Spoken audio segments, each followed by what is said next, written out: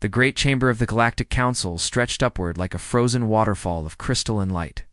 12 thrones sat in a perfect circle, each one carved from materials found only on the homeworlds of the ruling species. For 3,000 years, this room had decided the fate of every living thing in the galaxy. Today, it would decide the fate of humanity. Ambassador Alina Vasquez stood in the center of the circle, her simple black uniform looking almost plain against the jeweled splendor around her. She was 62 years old, the gray streaks in her dark hair and lines on her face that spoke of decades spent fighting for her people. Behind her stood 300 years of human service to the Council. 300 years of blood, sacrifice, and broken promises. "The matter before us is simple," announced High Speaker Valtharion, his bioluminescent frills pulsing with soft blue light. He was ancient even by Velkari standards, and his species had been ruling the galaxy since before humans learned to make fire. The human delegation requests permanent membership in the Council of 12. They wish to become a governing species. A ripple of amusement passed through the chamber. The Kreth representative, a massive creature of armored plates and clicking mandibles, made a sound that might have been laughter. The Silithian delegate, whose body flowed like living silver, shifted in what Alina had learned to recognize as contempt. She kept her face calm. She had expected this. "We have served the Council faithfully for 3 centuries, Alina said, her voice steady and clear. "Human soldiers have died in every border war since we joined the galactic community. Human engineers maintain the transit gates that connect your empires. Human colonists settled the dangerous worlds that no other species would touch. We have earned this seat." High Speaker Valtharion's frills flickered with false sympathy. "And we are grateful for your service, Ambassador. Truly. But the Council of 12 has governed this galaxy for 3,000 years. The species who sit here have proven themselves over millennia. Humanity is young, impetuous. Your entire recorded history is barely a heartbeat compared to ours." Alina felt the familiar burn of anger in her chest, but she pushed it down. She had played this game before. "Then give us a timeline.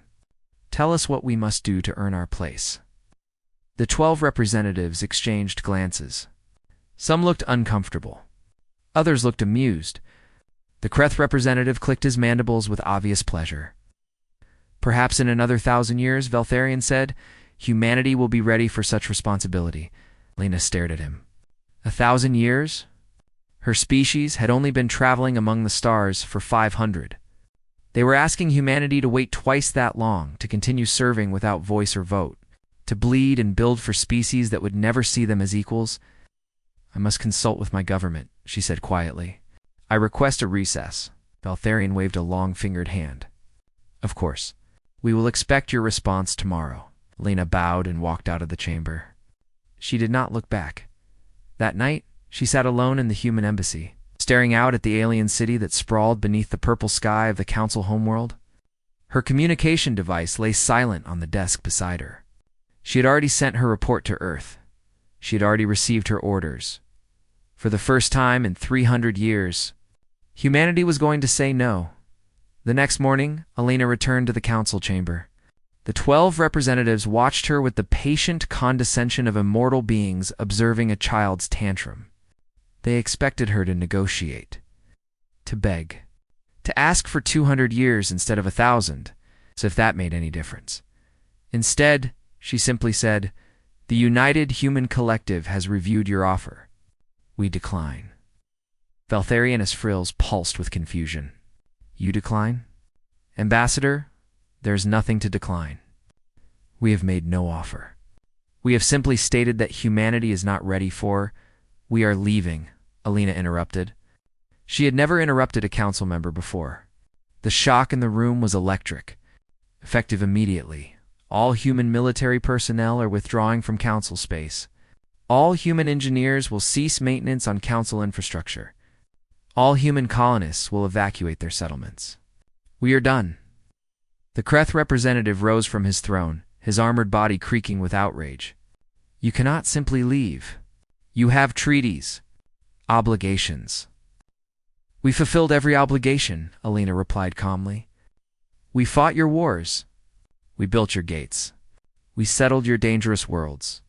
And in return, You gave us nothing but contempt and broken promises." She looked around the circle, meeting the eyes of each representative. "Find someone else to do your dirty work. Where will you go?" The Silithian delegate asked, genuine curiosity in its flowing voice. "Every habitable system is claimed. Every colony world belongs to one council species or another." Lena smiled. It was not a pleasant smile. The void expanse. Silence fell over the chamber like a physical weight. The void expanse was the galaxy's graveyard, a region of dead stars and impossible spatial anomalies that had swallowed every expedition sent to explore it. Ancient species had lost entire fleets trying to chart its depths. Modern civilizations had simply learned to stay away. "That is suicide," Valtharion said softly. "The void expanse has killed millions." "Then you have nothing to worry about," Elena replied. "We will trouble you no more." She turned and walked out of the chamber for the last time. Within 72 hours, the great exodus began. Human cargo ships loaded with supplies and equipment streamed toward the outer rim. Military frigates fell into formation around vulnerable transports. Colony ships, some of them barely spaceworthy, joined the convoy. Research stations that had orbited council worlds for decades packed up their equipment and followed. The council watched in disbelief. They had expected protests, negotiations, perhaps a small faction of radicals attempting to cause trouble. Instead, they watched humanity disappear. 20 billion people, 47 colony worlds, 300 years of history, all of it flowing toward the darkness at the edge of the galaxy. Ambassador Elena Vasquez stood on the bridge of the colony ship New Hope, watching the stars of council space grow smaller behind them. Around her, the bridge crew worked in tense silence. Ahead of them lay nothing but the unknown. "Do you think they will come after us?" Harade asked quietly. Elena shook her head. "They will assume we are dead within a year. They will forget about us within a decade." She paused, watching the first dark clouds of the void expanse appear on the view screen. "And that is exactly what we are counting on." The New Hope accelerated into the darkness, and humanity vanished from the galaxy that had never wanted them. Behind them, the council returned to its comfortable routines, confident that the human problem had solved itself. They did not know that they had just made the greatest mistake in galactic history. They did not know that, in the darkness ahead, humanity would find something ancient, wonderful, and terrible. They did not know that everything was about to change. 40 years passed in council space, and the galaxy slowly began to fall apart. At first, no one noticed the cracks. The council was old and powerful, and its systems had been running smoothly for 3,000 years. Surely they could survive without one minor species. Surely humans had not been that important. They were wrong. The first problems appeared in the military. Human soldiers had always been the ones willing to serve on the dangerous frontier, to fight in the ugly little wars that kept the Kreth hegemony from expanding too aggressively. Without them, the frontier grew quiet for a few years. Then it grew dangerous. Kreth raiders began testing the borders, striking at isolated outposts and fleeing before council reinforcements could arrive. The Valkyrie sent their own soldiers to replace the humans, but the Valkyrie were scholars and diplomats, not warriors. They died in embarrassing numbers. The Silithians were excellent fighters, but their liquid bodies could not survive in the cold vacuum of space combat. One by one, the other council species discovered why humans had always been the ones sent to die on the frontier. Then the transit gates began to fail. The gates were ancient technology, built by a species that had vanished long before the council existed. No one truly understood how they worked. For 3,000 years, council engineers had maintained them through careful observation and conservative repairs. But humans had been the ones who actually kept them running. Human engineers had a strange gift for understanding machines, for coaxing ancient systems back to life through intuition and stubbornness. Without them, the gates began to break down. First one, then a dozen, then hundreds. Trade routes that had connected empires for millennia suddenly went dark. Planets that depended on imports began to starve. The economy of the galaxy, which had seemed so eternal and stable, started to crumble. High Speaker Valtharion, now ancient beyond measure, watched the reports pile up on his desk with growing despair. He had been so certain that humanity's departure would mean nothing. He had been so confident that the Council could survive without them. He had been so terribly wrong, but the worst was yet to come. The first reports came from the Outer Rim, from systems so distant that most Council citizens had never heard of them. Strange ships had appeared on the edge of known space. Ships made of living tissue. Ships that moved in swarms of millions. Ships that consumed everything in their path. The Devourer swarm had arrived. No one knew where they came from. Some believed they had always existed in the dark spaces between galaxies, waiting for the right moment to feed. Others thought they were a weapon left behind by some ancient war. It did not matter. What mattered was that they were hungry. The galaxy was their meal. The Council responded with all the force it could gather. 400,000 warships from 12 species assembled at the Hellion Barrier, the most defensible position in known space. Behind them lay the core worlds, the ancient homeworlds of the ruling species. If the barrier held, the galaxy might survive. The battle lasted 6 hours. Admiral Cathpharon of the Velkari Navy watched from his flagship as wave after wave of swarm bioships crashed against his fleet. They were not individual vessels, he realized with growing horror. They were cells in a single vast organism, coordinated by an intelligence that spanned trillions of bodies. For every ship his weapons destroyed, 10 more took its place. By the 4th hour, half his fleet was gone. By the 5th hour, the barrier had collapsed. By the 6th hour, the surviving ships were fleeing in disorder, and the swarm was consuming the first of the core worlds. Admiral Cathpharon died when his flagship was overwhelmed by boarding organisms. His last transmission was a simple message to the Council: "We cannot win this war. Find another way." 17 inhabited systems fell in the first month, then 30 more. The swarm moved through Council space like fire through dry grass, leaving nothing but empty rocks and dead stars behind. The Council met in emergency session, but their chamber felt empty now. Half the representatives were dead.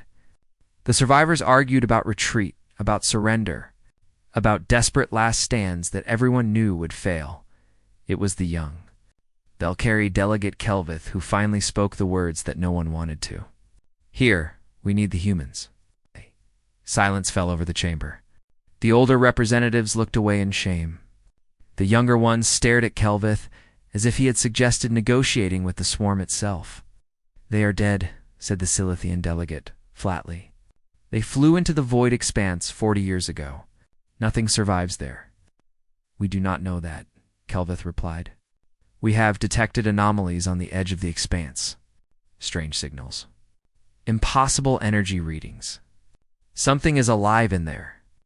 "Even if they survived," another delegate said, "why would they help us? We rejected them. We humiliated them. We drove them away." Kelvith's frills pulsed with pain.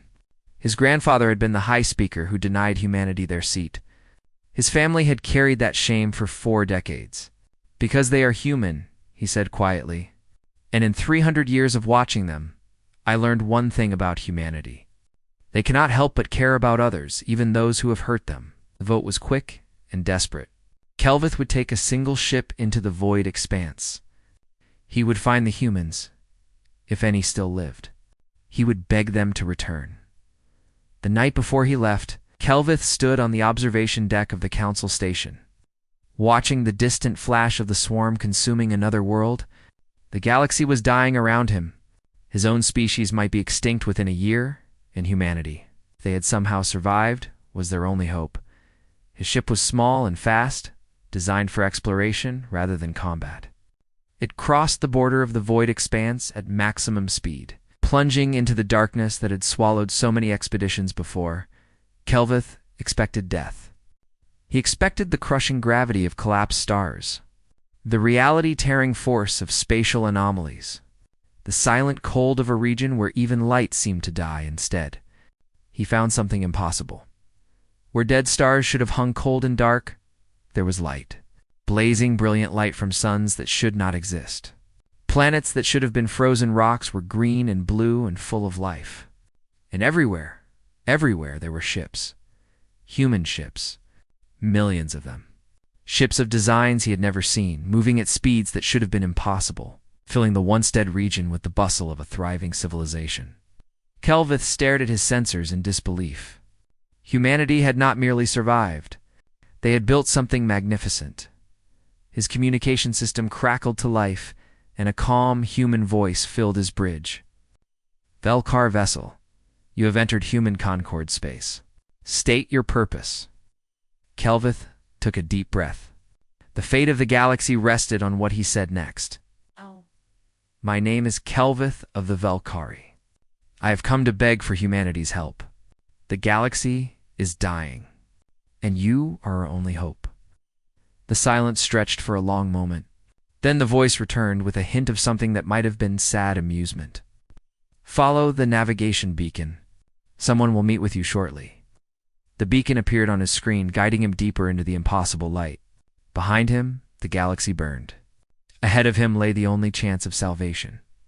Kelvith followed the light and prayed that humanity had not forgotten how to forgive.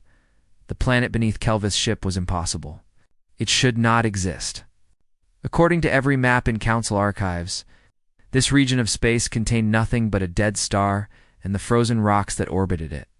Instead, he saw a world covered in forests and oceans and cities that sparkled like diamonds in the light of a sun that had somehow been reborn. His escort vessels, sleek, elegant ships that moved through space with a grace that made Council technology look clumsy, guided him down through the atmosphere. As he descended, he saw more details. Fields of crops stretching to the horizon, rivers that flowed with clear blue water, children playing in parks while their parents watched from nearby benches. Humanity had not just survived, they had built paradise. The landing platform was simple and clean. Made of some white material that seemed to glow faintly in the afternoon light, a small group of humans waited for him there. Dressed in practical clothing that reminded Kelvith of the workers and engineers he had known in Council space. But there was something different about them. A calmness, a quiet confidence that seemed to radiate from every gesture. An older woman stepped forward as Kelvith descended from his ship. Her hair was white, her face lined with age, but her eyes were sharp and clear. "Welcome to New Geneva," she said, in perfect Velkari, without any translation device. "My name is Director Sarah Chen. I will take you to meet the Concord Council." Kelvith bowed in the formal Velkari manner. "I am honored. And I must say, I am astonished.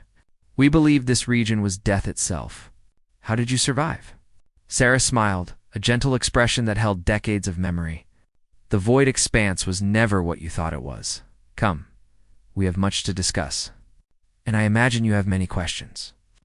She led him through the city, and Kelvith found himself staring like a child at everything he saw. The buildings were tall and graceful, but they did not look like they had been built. They looked like they had grown, their walls smooth and organic. Trees lined every street, their leaves rustling in a warm breeze that smelled of flowers and clean water. "How many humans live here now?" he asked, in the Concord. "About 40 billion spread across 237 worlds." Sarah glanced at his shocked expression and smiled again. "We had time, and we learned things out here that the Council never imagined." "What things?"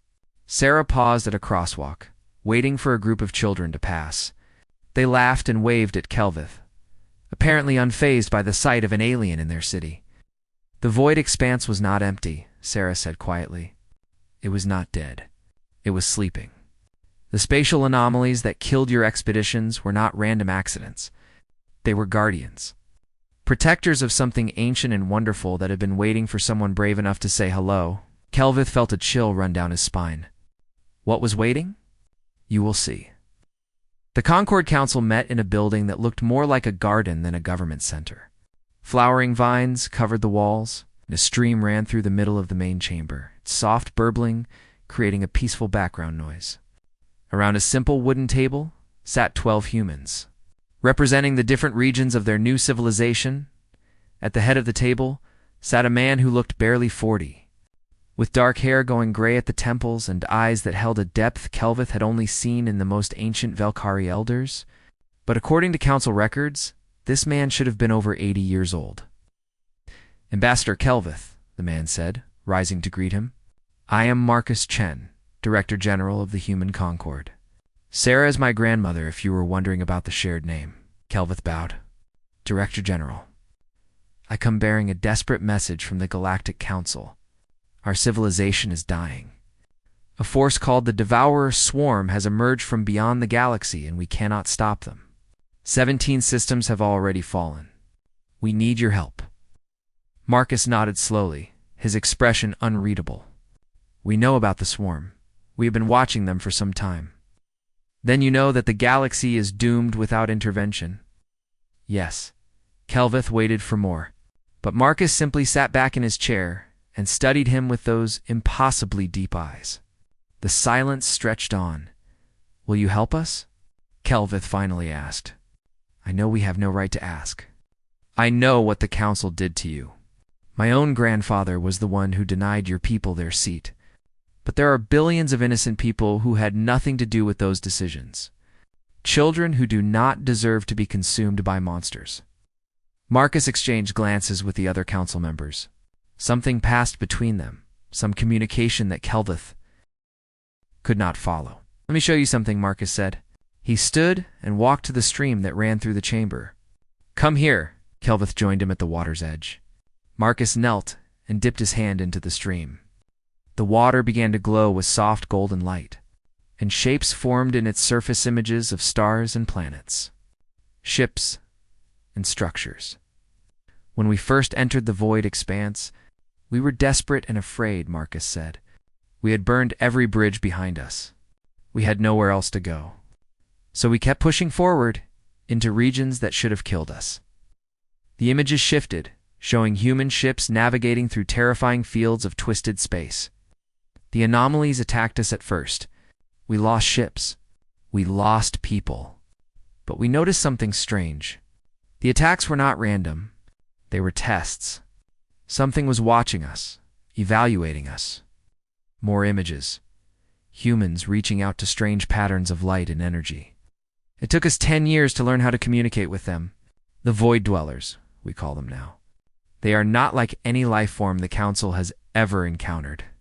They exist in the spaces between dimensions, in the fabric of reality itself.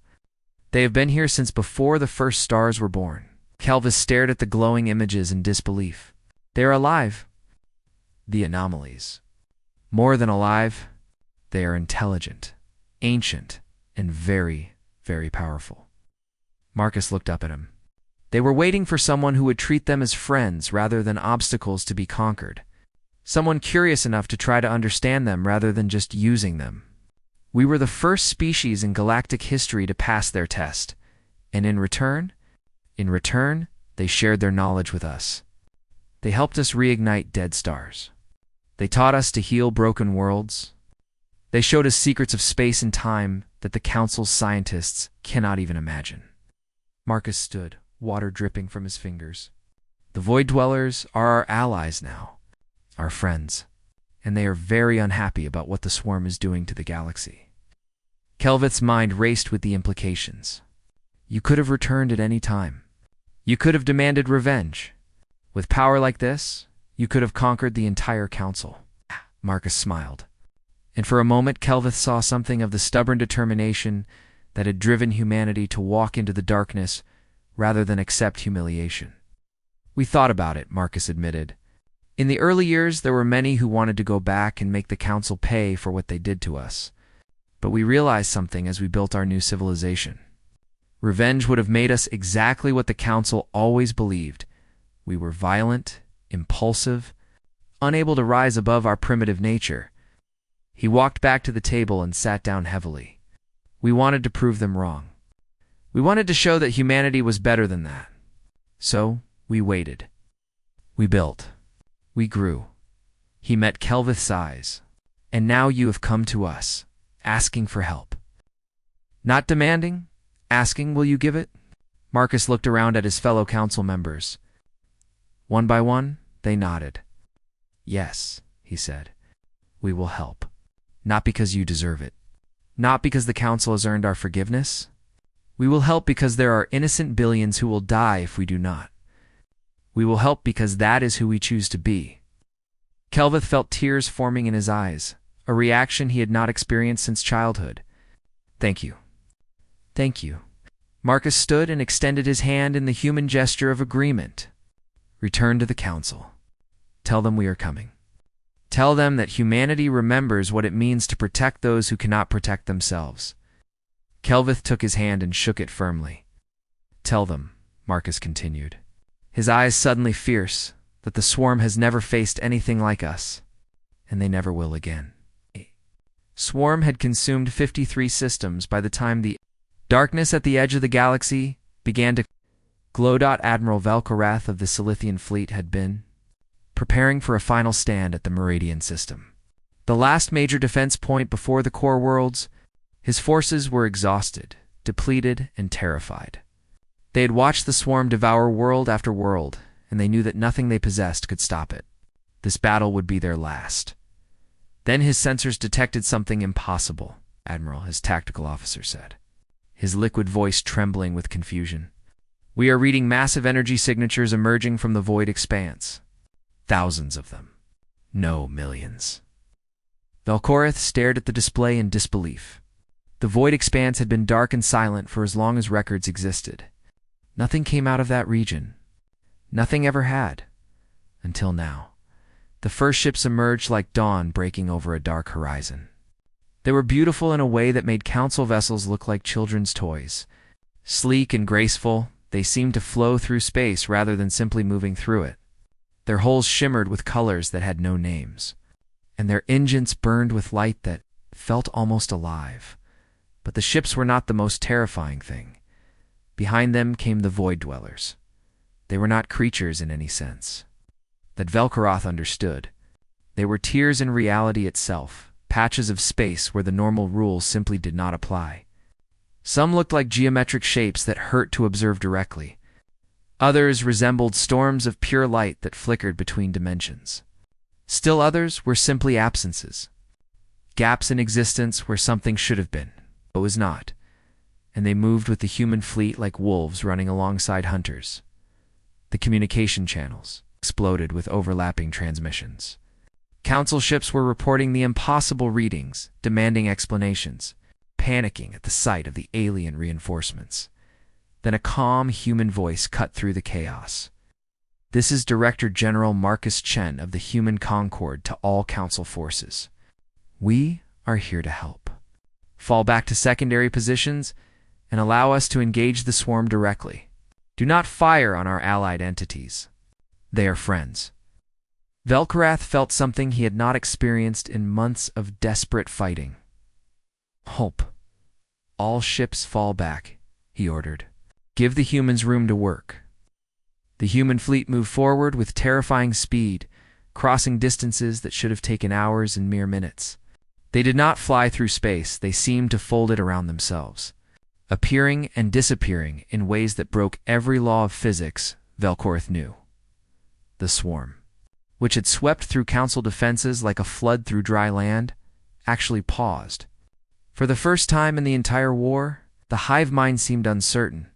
Then the battle began. Human weapons did not fire energy beams or physical projectiles. They fired something else entirely, pulses of force that seemed to attack the very fabric of reality around the swarm bioships.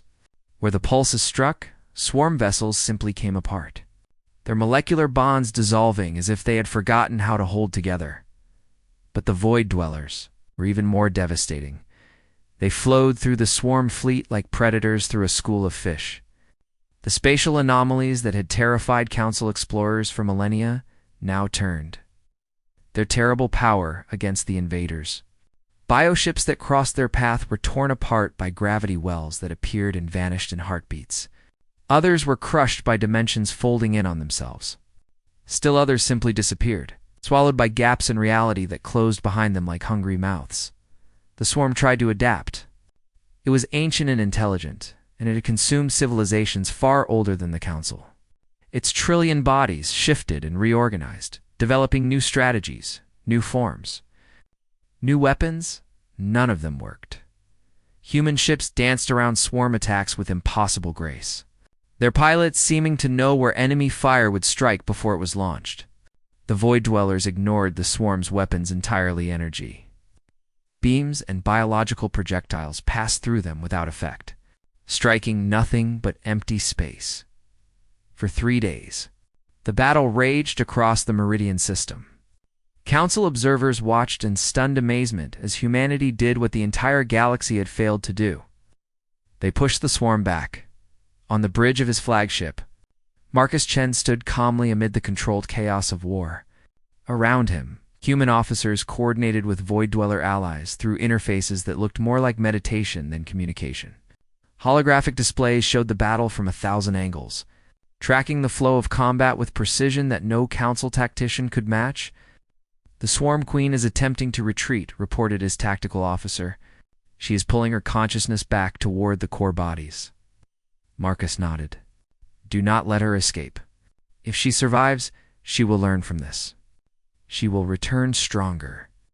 The human fleet surged forward, cutting off escape routes with surgical precision. The Void Dwellers spread across space like a net, sealing the gaps that the swarm tried to flee through.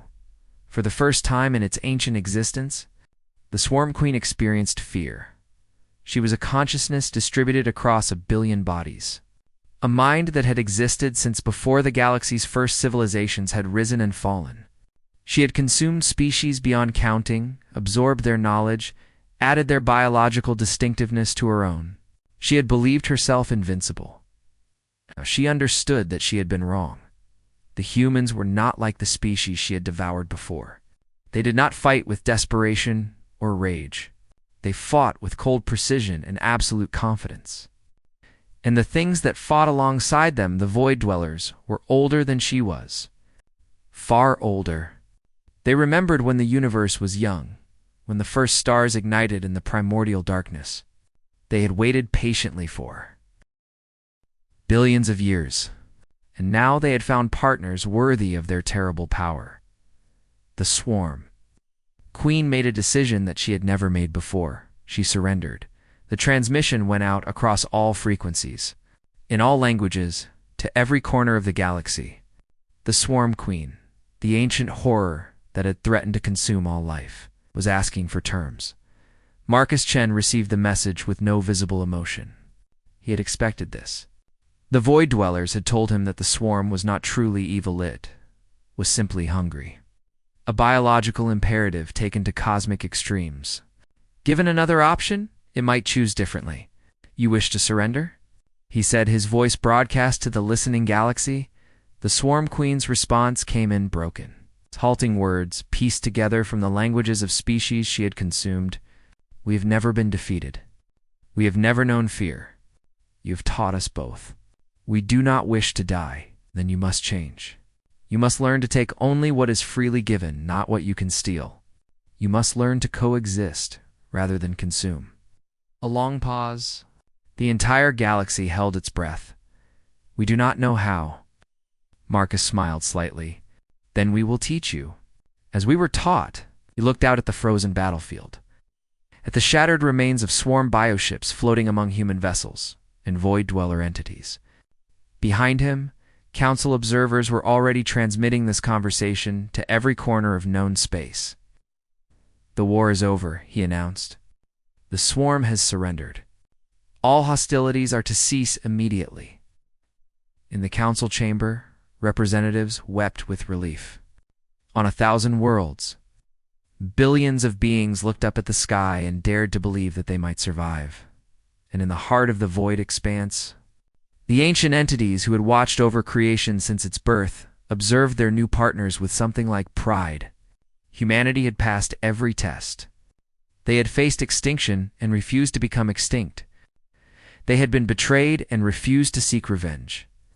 They had gained power beyond imagination and chosen to use it for protection rather than conquest.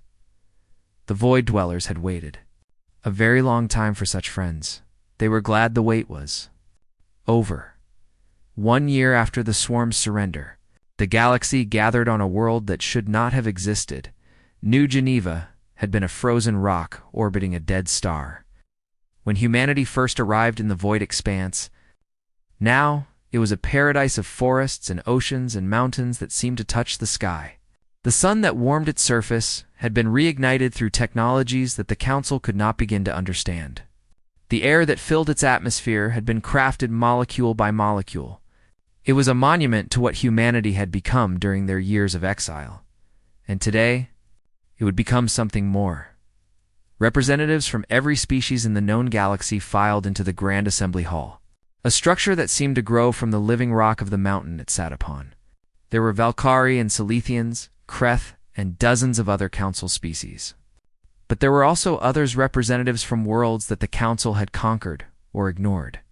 Species that had never been given a voice in galactic affairs. Survivors of civilizations that had almost been destroyed by the Swarm. Even the Swarm was represented. A small delegation of beings that had once been mindless drones now walked with careful, uncertain steps among their former prey. They were learning slowly what it meant to be individuals rather than cells in a cosmic monster. The hall was vast. It's designed to hold thousands of delegates, but it did not feel cold or impersonal. Gardens grew between the seating areas. Streams ran through channels carved into the floor. Light filtered through crystal skylights in colors that seemed to shift with the mood of the room. At the center of it all stood a simple podium, and behind it sat 12 empty chairs. The old Council of 12 had dissolved in the aftermath of the Swarm War. Its members had been too humiliated, too discredited, to continue leading. The systems they had failed to protect demanded change. The species they had neglected demanded justice. Humanity could have claimed leadership. They had the power, the technology, the alliance with the Void Dwellers. No one in the galaxy could have stopped them from simply taking control. Instead, it proposed something unprecedented. Director General Marcus Chen walked to the podium with slow, measured steps. He was older now, his hair fully gray, his face lined with the weight of years and decisions. But his eyes still held that strange depth, that quiet patience that came from having faced the darkness and found light within it. 140 years ago, he began, his voice carrying to every corner of the hall. Humanity came to the stars full of hope and wonder. We wanted to explore. We wanted to learn. We wanted to find our place among the great civilizations of the galaxy. He paused, looking out at the assembled delegates. For 300 years, we served faithfully. We fought wars we did not start. We built infrastructure we would never own. We settled dangerous worlds so that others could live in comfort. And when we asked for a seat at the table where our fate was decided, we were told to wait another 1,000 years. Silence filled the hall. Many of the older delegates looked away in shame. We could have stayed and continued to beg for acceptance. We could have given up and resigned ourselves to permanent servitude. Instead, we chose a third option. We walked into the darkness that everyone told us would kill us, and we found something wonderful waiting there. Behind him, through the great windows of the hall, the reborn sun of New Geneva burned with golden light. The Void Dwellers taught us many things during our years of exile. They taught us how to heal dead worlds and reignite dying stars. They taught us secrets of space and time that your scientists cannot imagine. But the most important thing they taught us was this: power means nothing without wisdom, and wisdom comes only from understanding what truly matters. He gestured to the empty chairs behind him. The old Council of 12 claimed to represent the galaxy. In truth, it represented only those who had conquered and held power through force. It ignored the voices of the weak, the different, the forgotten. That is why it failed. That is why the Swarm nearly destroyed us all. Marcus stepped back from the podium and turned to face the empty chairs. Today, we propose something new. Not a Council of 12, but a Galactic Assembly. Not a gathering of the powerful, but a forum where every voice can be heard. Every species, no matter how young or old, will have representatives here. Every world, no matter how small or remote, will have a vote. No one will be told to wait 1,000 years to have their concerns addressed. He turned back to the assembled delegates. Humanity will not lead this assembly. We will not claim special privileges because of our power or our alliance with the Void Dwellers. We will take our place as one voice among many, equal to the smallest species represented here. That is how it should be. That is the only way this can work. A murmur ran through the hall. This was not what many had expected. They had assumed that humanity would demand control, would use their victory to claim the dominance that the old council had denied them.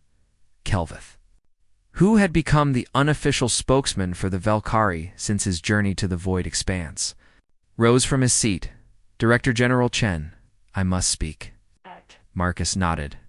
The floor recognizes Ambassador Kelvith. Kelvith walked to the front of the hall, his frills pulsing with emotion. He was much older now, and his steps were slower, but his voice was strong and clear. 41 years ago, my grandfather stood in the council chamber and denied humanity its rightful place. He told your ambassador that your species was too young, too impetuous, too primitive to be trusted with power. He was wrong. He was terribly, shamefully wrong. Kelvith turned to face the assembly. I have seen what humanity built in the darkness that we assumed would kill them. I have walked through their gardens and their cities. I have watched them show mercy to enemies that we would have exterminated without thought, and I have seen them refuse the revenge that they had every right to take. His voice trembled. The Valkyrie are an ancient species. We have watched civilizations rise and fall for 3,000 years. We believed that wisdom came with age, that time alone could teach the lessons that matter. But humanity has shown us that we were wrong. You have shown that wisdom comes not from years lived, but from choices made, and you have chosen better than we ever did. He bowed deeply. In the most formal gesture of respect his species possessed, on behalf of the Valkyrie people, I ask your forgiveness for the wrongs we have done you, and I pledge that we will support this galactic assembly with everything we have. One by one, other delegates rose to make similar statements. The Silithians acknowledged their arrogance. The Kreth admitted their aggression. Even the Swarm delegation, in halting words, expressed gratitude for being given a chance to become something better than they had been. When the last speech was finished, Marcus Chun returned to the podium. The galaxy has endured much in recent years. We have faced extinction and survived. We have learned that the old ways of power and conquest lead only to destruction. Today we begin a new chapter. He looked out at the assembled delegates, at the representatives of hundreds of species who had come together in hope rather than fear. The Galactic Assembly is now in session, and every single one of you belongs here. The vote to establish the assembly was unanimous. Later that evening, after the ceremonies were finished and the delegates had dispersed to their quarters, Marcus Chen stood alone in the garden outside the assembly hall. The artificial sun had set, and the sky was filled with stars, some natural, some reignited by human technology, all of them beautiful. A young journalist approached him carefully. She was Valkyrie, barely out of childhood by her species standards, and she clutched her recording device nervously. Director General, I was hoping I could ask you a question for my report. Marcus smiled gently. Of course. Do you ever regret leaving? Do you ever wonder what might have happened if humanity had stayed in council space and kept fighting for acceptance? Marcus considered the question for a long moment, looking up at the impossible stars. The council wanted us to beg for scraps from their table. They wanted us to be grateful for whatever crumbs they chose to give us. If we had stayed, we might have eventually earned our seat. In 1,000 years, or 2,000, they might have finally accepted us. He shook his head slowly. But we would not have been the same. We would have learned to be patient in the wrong way, patient, like someone waiting for permission, not patient like someone building something wonderful. We would have learned to accept limits instead of breaking them. He gestured at the garden around them, at the impossible world beneath their feet, at the stars that burned with reborn light. When humanity forsook the council, everything changed. But not just for the galaxy. For us most of all. We learned what we were truly capable of when we stopped asking for permission and started building our own future. The journalist recorded his words carefully, sensing that she was capturing something important. And what do you hope humanity will do with that knowledge? Now that you have power beyond anything the galaxy has seen? Marcus smiled again and there was something ancient and wise and humble in his expression. We will keep building. We will keep learning. We will keep helping those who need help. And we will never ever forget what it felt like to be rejected and alone in the darkness. He looked at her kindly, because that is how we found the light. He walked away, leaving the journalist standing in the garden of a world that should not exist. Built by a species that had refused to be forgotten. Above her, the stars burned with the light of human determination, and somewhere in the vast depths of space, the void dwellers watched over their friends with patient love, glad that they had finally found a species worthy of the wonders they had protected for so long. The galaxy had changed forever, and this was only the beginning.